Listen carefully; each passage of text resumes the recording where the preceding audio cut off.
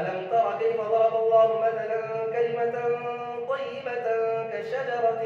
طيبة أصلها ثابت وفرعها في السماء تؤتي أكلها كل حين بإذن ربها ويضرب الله الأمثال للناس لعلهم يتذكرون ومثل كلمة خبيثة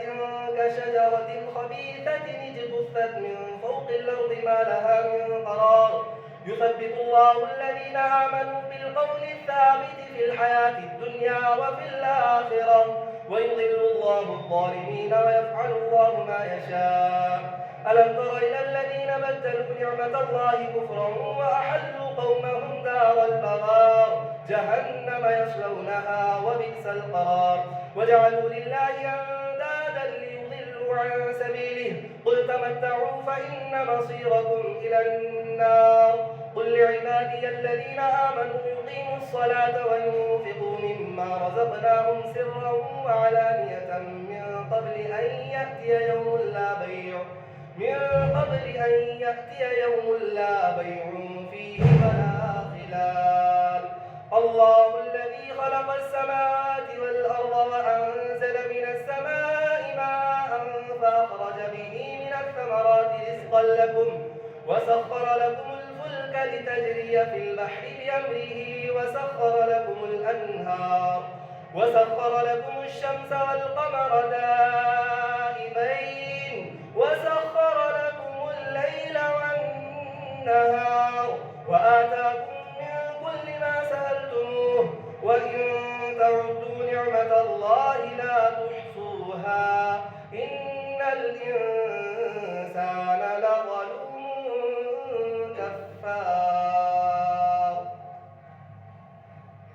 الله أكبر. الحمد لله رب العالمين الرحمن الرحيم مالك يوم الدين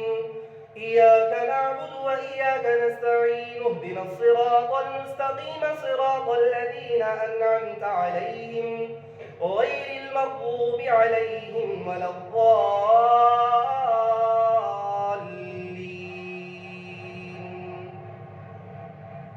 وإذ قال إبراهيم رب اجعل هذا البلد آمنا واجنبني وبني أن نعبد الأصنام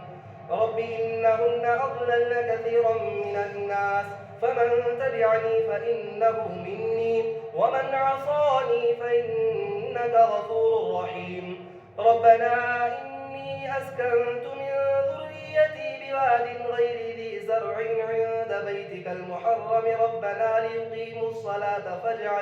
فاجعل أفئدة من الناس تهوي إليهم وارزقهم من الثمرات لعلهم يشكرون ربنا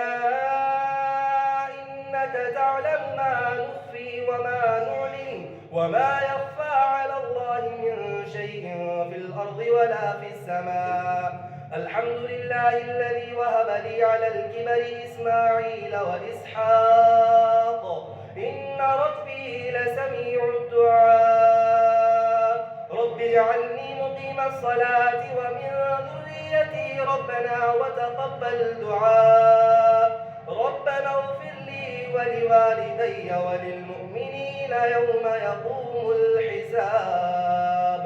ولا تحسبن الله غافلا عما يعمل الظالمون إنما يؤخرهم ليوم تشخص فيه الأبصار مهطعين مقنعي رؤوسهم لا يرتد إليهم طرفهم وأفئدتهم هواء. الله أكبر.